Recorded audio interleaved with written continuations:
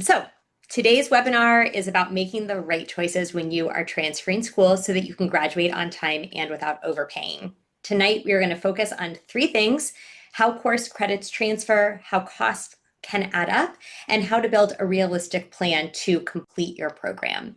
If you're considering transferring, if you are in the process of transferring, or just want to understand all of the steps, our goal here is to help you spot those surprises and make sure that you can make the right plan for yourself and step into that with confidence.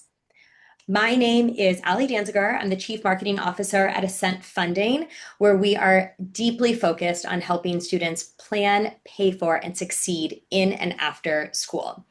I'm honored to be joined by Brandy Stacy, who is the Director of Partnership Success at Advisorly. She is bringing tonight a deep expertise in transfer enrollment, both through the work that she does, and she herself is a student who has transferred. So Brandy, would love to have you come on and say hello and introduce yourself. Thank you, Allie. Hi, everyone. I am honored to be here tonight with Allie and with all of you and talking about transfer student success and sharing advice and how you can best succeed as a transfer student throughout your educational journey is my favorite topic in the whole world. So, like Allie mentioned, I am myself. I was a first generation community college transfer student, proud alumna of Coastal Alabama Community College, and then I transferred to the University of Alabama, Roll Tide, sorry, and was able to go all the way through a doctoral degree. So if I can do it, so can you. If nobody has told you that today, I believe in you and I'm rooting for you and can't wait to dive in a little bit. Thanks, Brandy. And thank you again for spending some time with us.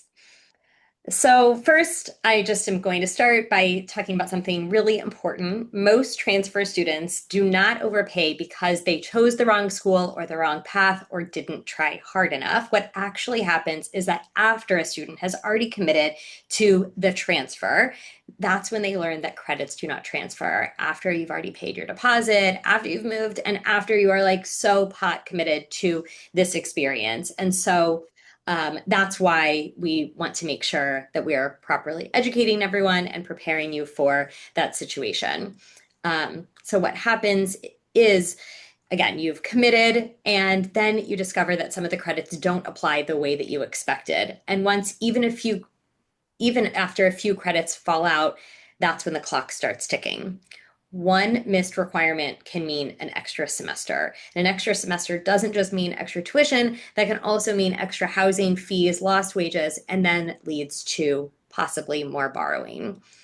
This can be especially true for transfer and first generation college students because no one has spent the time walking through where these breakdowns can happen. So that can also lead to higher likelihood of either falling behind or dropping out. So just want to say, as you know, and we know, the real problem is not motivation or effort. It can just be a timing situation. And our goal today is to make sure that you have the information to prevent any of that overpaying or any of the information that might come too late. So, Brandy, I will pass it to you, the true expert on this topic. And I've got the slide, so you just tell me when you want to make sure that I advance the slide. Absolutely. Thank you, Allie. And I couldn't have said that better. Honestly, Allie's correct. You don't know what you don't know. And as speaking from experience as a first generation college student myself, I had a very supportive, wonderful support system at home. But my parents didn't go to college, so they were very supportive of me doing so. But we were all kind of like, what do we do next? And information gaps can persist in that way. And I would encourage you all to seek out the information, advocate for yourselves as much as you can. And the people at institutions who work with transfer students, they oftentimes choose that pathway because they're very passionate about it. I know I can speak from experience. I was privileged enough to do that work myself at the University of Alabama before I transitioned over to my role at Advisorly, and they want to talk to you. So don't feel like you're being a burden or I shouldn't ask them questions. I'm afraid to ask questions. Definitely push through that discomfort, and they want to talk to you and they want to help you and they want to see you succeed. So one thing we really want to highlight here, credit loss can be a huge barrier, can be a road bump on the way to you progressing, staying on time. Some of you even might have scholarships that are, contingent on finishing within a certain time frame, and that can definitely put the heat on a little more. I know that that was my experience when I was going through as a student. I had to finish, or else, that there was a very real economic consequence there. So we don't want you to lose time, credits, or money. And sometimes when a credit doesn't appear to transfer, it might not be that it doesn't transfer to the college or university where you're wanting to enroll. You might get elective credit for it, but it might not apply towards the specific degree or major that you're pursuing. So it's still going to put you behind. So you have this, you didn't lose the credit, but the credit isn't serving you once you get to the institution. So that's something to look out for. It even if it transfers in, again, it might not satisfy the requirement. So the very best shield against this is to seek out that information very early. If you know what you want to major in, and you're pretty set on, even if you're thinking from among a few options at different institutions, definitely reach out and get that information early, meaning get that program of study, see exactly what this major at this institution requires, and then seek out what that transfer credit situation looks like. Some institutions have structures in place where you can look through a transfer credit equivalency table. Some of them might even offer unofficial transfer credit evaluations before you ever apply. Other institutions do have the mechanism in place where you have to apply for admission and send your official transcripts to get definitive answers on how your credits will transfer. Each institution is different, so definitely seek out that information with the transfer admissions team at that institution. And then a shameless plug. The company I work for, Advisorly, we're a company, we're an AI transfer platform dedicated to closing information gaps for students. So, shameless plug. If you're interested in taking advantage of Advisorly, we do offer a free mobile app to students who are planning transfer.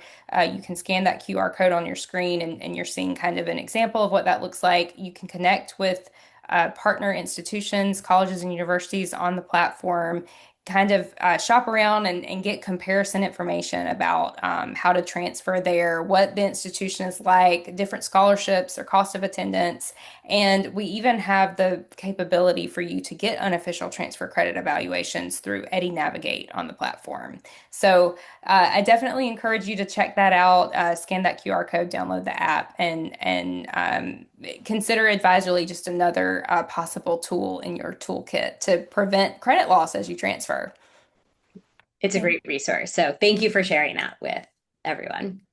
thanks, Allie. All right. So again, it's kind of in that similar vein, talking about transfer credit and avoiding potential pitfalls of losing credit. You definitely want to audit your credits before you commit to an institution in whichever form that takes. Like I said, other different institutions are different in their approaches to that. It's always helpful to get that in writing. So definitely reach out via email. If you're not accustomed to using email a lot, I've heard from students. I've even heard the statement from traditional age students that email's for old people. I have terrible news for you. When you enter the workforce, you're going to be very well acquainted with email. It will be your whole job sometimes. So definitely don't be afraid to send that email to the transfer admissions team. If they don't have a lot of information on specifics to a major, you can even reach out to the different colleges or academic departments at the institution. You can usually find their contact information on an institution's website and reach out to them directly if you don't have very straightforward information from that transfer admissions team. But that's usually a great place to start, there or their registrar's office. So you're going to want to get, if you're able to get a credit evaluation before you apply, wonderful. That's the best case scenario. And that will give you a really great idea of how your credits may transfer. If an institution doesn't offer that, you can still take advantage of what they have to navigate how your credits may transfer. A lot of them, if even if you Google, how will my credits transfer to the University of Miami, for example, you can Google that, and usually that's going to take you to the web page on within their institutional site that has their credit information. I can't speak for Miami was just a random example. I can't speak for what they actually have, but I know at the University of Alabama, we had a transfer credit equivalency table that was on our registrar's website that students can take advantage of and enter in their starting institution, whether that's a 2 year or 4 year institution, the state where it's located, and then that would render a table with the institution you're enrolled in, their courses on the left, and then the corresponding transferable courses to UA on the right. So that's an example of how you can kind of arm yourself with that information. And then you can use the resources that are there to parse out what courses are left. What can you knock out where you're currently enrolled? I definitely encourage you to take advantage of your academic advisor at your community college. If you're at a community college, some community colleges even have transfer centers. And again, that advice that I gave about reaching out to four-year college and university help offices, the community colleges are no different. They want to help you. That's literally why they're there. That's their whole job. So don't be afraid to take advantage of those resources. And it can be a lot to navigate. So don't be afraid to reach out for help and to ask questions if something isn't clear or easy to understand.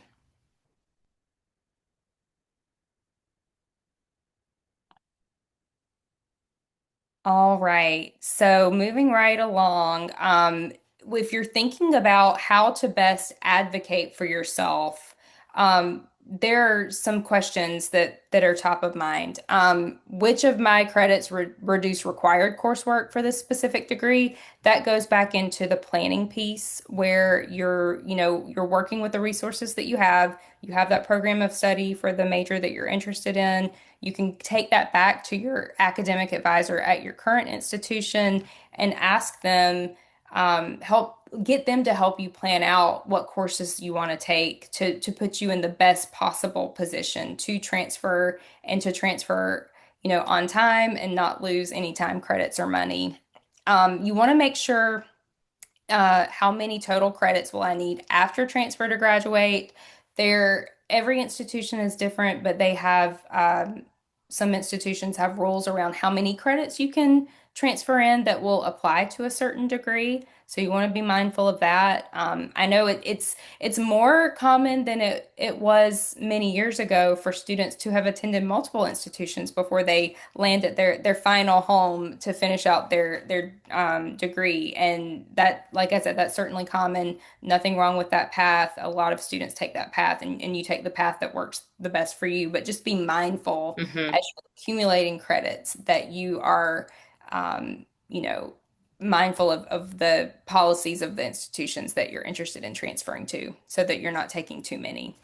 Um, it's also a great question to ask if you're able to connect with somebody in the major or the department that you're interested in. What's the typical course load for transfer students in this program? Um, that's a really great question to ask, especially if sometimes majors are structured where certain courses are only offered in certain semesters, and you might have a higher course load one semester, like perhaps in the fall versus the spring. Sometimes you, as a transfer student, you might even need to take a few courses in the summer to make sure you're staying on time.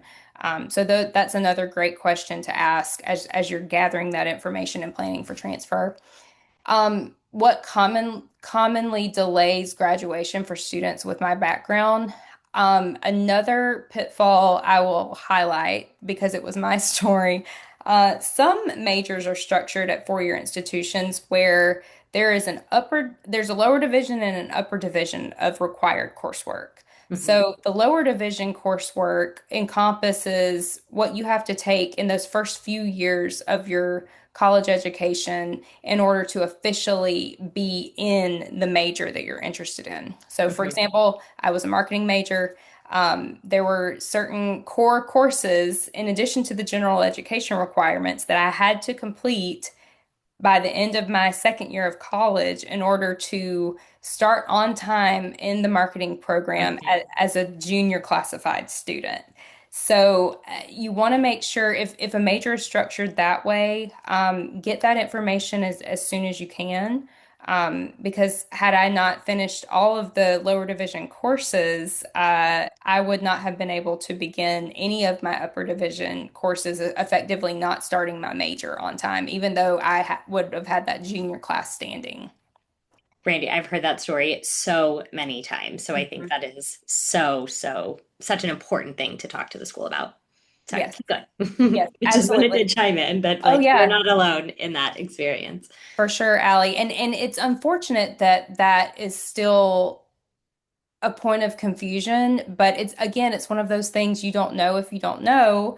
Right. And reaching out and getting that information ahead of time just helps equip you and you truly can't start planning your transfer early enough. So, gathering that information um, definitely serves you in the long run. And then what must be finalized before I deposit to avoid surprises? That's a great question as well. Some institutions do require enrollment deposit. So once you go through the application process and you're admitted, yay, confetti, Mhm. you might have to provide an enrollment deposit to save your spot in the class, in the transfer class. Some institutions don't. Some don't require that of transfer students, and they might only require that of their first year admitted students. So that's another great thing to, as you're gathering information about course transfer, and I know that's a big focal point of our time tonight. It's also important to get a snapshot of what the actual application process looks like because different institutions have different approaches to that. Some are going to require essays and letters of recommendation, and others may not. Others might just require a simple application that you submit. Some you might be able to apply through the Common App, like you did as a first year student, and you're able to apply to multiple institutions at once. So those are just some things to keep in mind. And as you're gathering information, very important information to um, have in line to help you transfer on time. Yeah. So I know we've had this screen up for a while, but I recommend take a screenshot of this in addition to the QR code that was shared previously. Hopefully, this is a helpful tip that you can just have on your phone when you're going to talk to any of the resources that are available to you. All right. So, not to sound like a broken record, I know I've said this a lot, and Allie's affirmed this. Setting up, planning early as possible is very important. I will say I don't want that to cause anxiety for some of you Right. who might not be completely sure what they want to major in. That's a really important decision. And I just want to affirm that for any of you who are grappling with that. And it has a huge impact on your life. It truly does. It's a huge decision. And there's nothing wrong with gathering lots and lots of information and truly being thoughtful about that.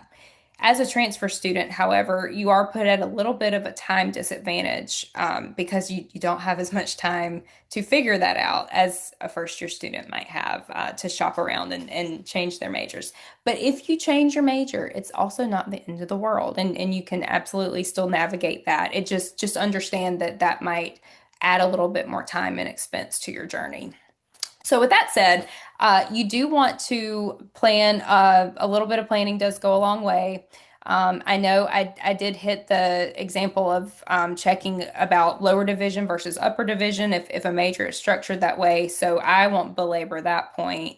But you definitely want to gather that information. And I would also encourage you as you're thinking about choosing that major. Um, think about unconventional ways to investigate that. And another small shameless plug for the Advisorly app. We actually have a really nice chatbot embedded within the app, the AI Transfer Companion, or Ask Eddie, Eddie our owl, our mascot.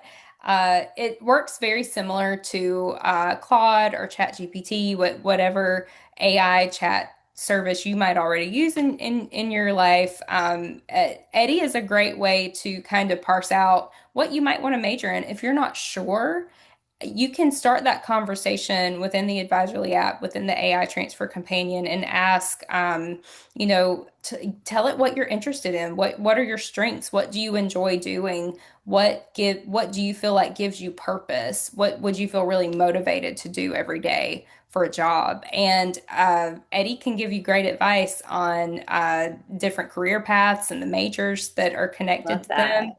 I encourage you to think outside the box. I was a business major. It was great. It served me well, and a lot of students are business majors, but there's a lot more majors out there. And Yeah. especially if you're looking at small liberal arts colleges, they oftentimes have really innovative majors. So I encourage you to think outside the box, but whatever you do, try to gather that information early and get confirmation of what that pathway to that degree looks like from start to finish, from where you're starting at your sending institution all the way through to the 4 year.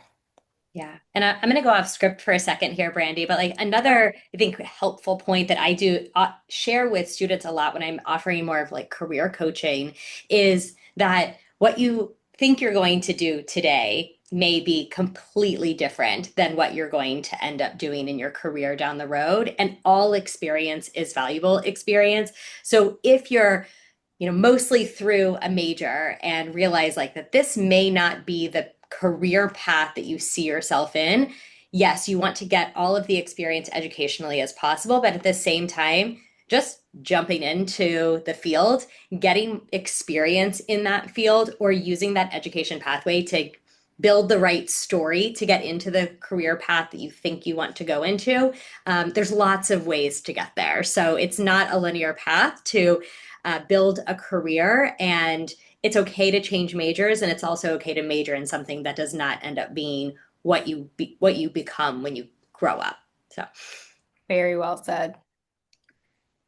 all right, I'll go to the next slide. So, to that point, while tuition is what we talk about a lot when it comes to credits and what we're thinking about, one thing to also consider is that the cost to complete is different than tuition. And sometimes it can be misleading when we just think about what 1 year of education actually costs. Because a lower annual tuition could actually end up costing more in the long run if your credits don't actually apply directly to your degree. So if you could end up paying more for additional classes, and additional semesters and additional living costs because it's taking you longer to get that ultimate degree. So it's just important to do the math and think a little bit more about cost to complete, which is the total cost to finish, not just that price tag for 1 year. So a little bit different way of thinking about your financial situation when it comes to the transfer as well. And really, like what we always see is those that make decisions according to budget and according to the long-term financial plan are those that end up finishing and on time and are able to commit because you have that plan in place. But even when you have a plan, it plans break, and that's where it's important to be prepared for the friction that can come up. Some of that includes course availability. So required classes aren't always offered exactly when you need them. As Brandy mentioned, transfer students sometimes have a different enrollment season or timing, and so the priority might be different, and the classes that you need might be full. There's also sometimes GPA thresholds or milestones like the junior classification or whatnot that you might need in order to get into the classes that you need. And then like life happens, right? Like work, caregiving for families, for children, adults, whatever, that all comes into play, and things may pop up that you weren't planning for.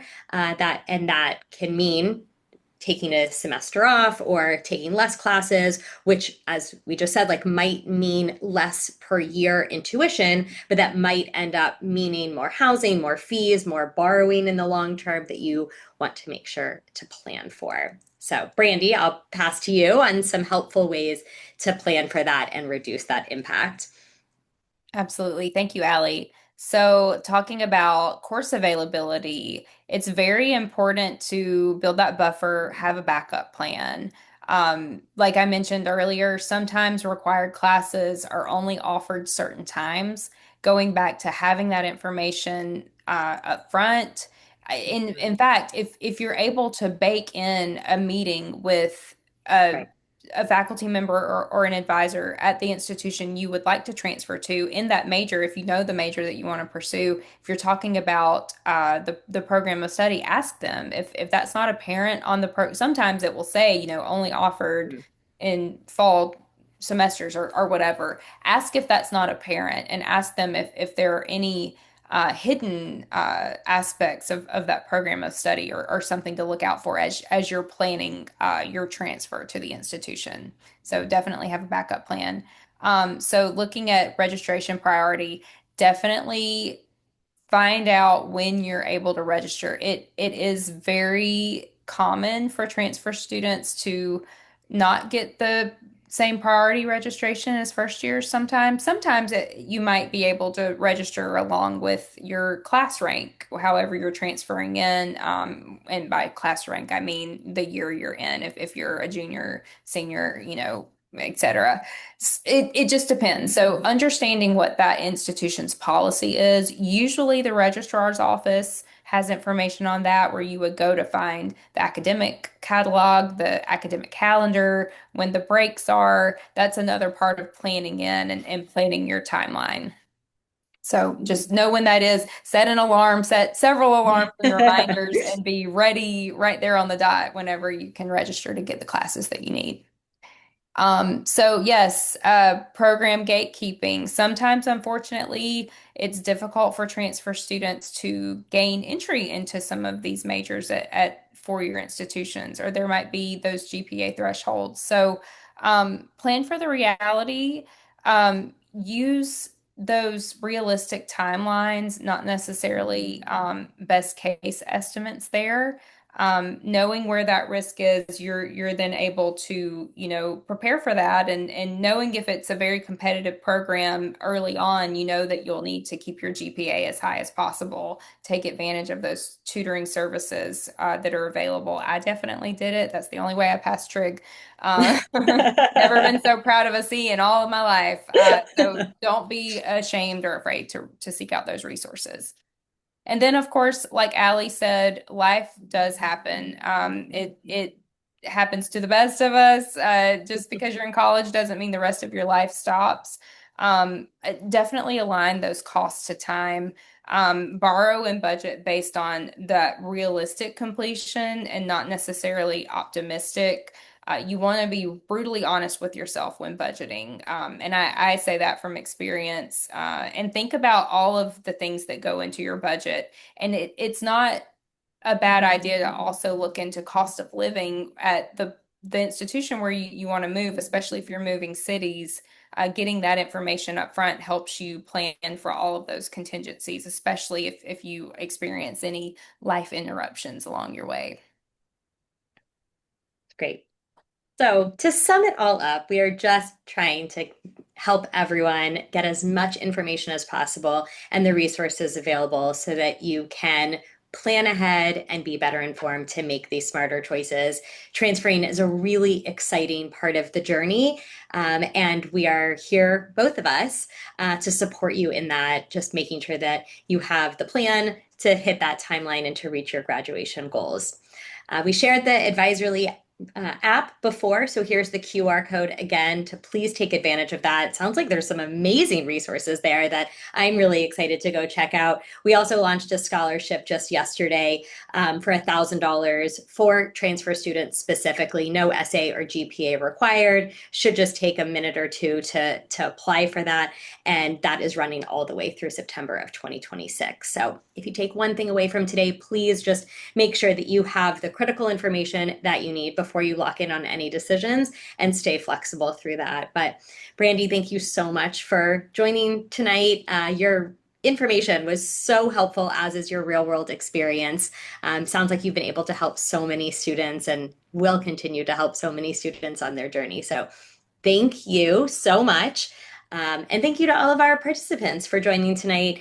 We will have the recording available both on our YouTube and social media. We're pretty easy to find, and we'll be sending the recording out as well in case you want to share it with anyone. Wonderful. Thank you so much, Allie, and thank you to all of you. Like I said, keep going. Hang in there. You've got this. Like I said, if I did it, you can too, and we believe in you, and we're here to help. Thank you.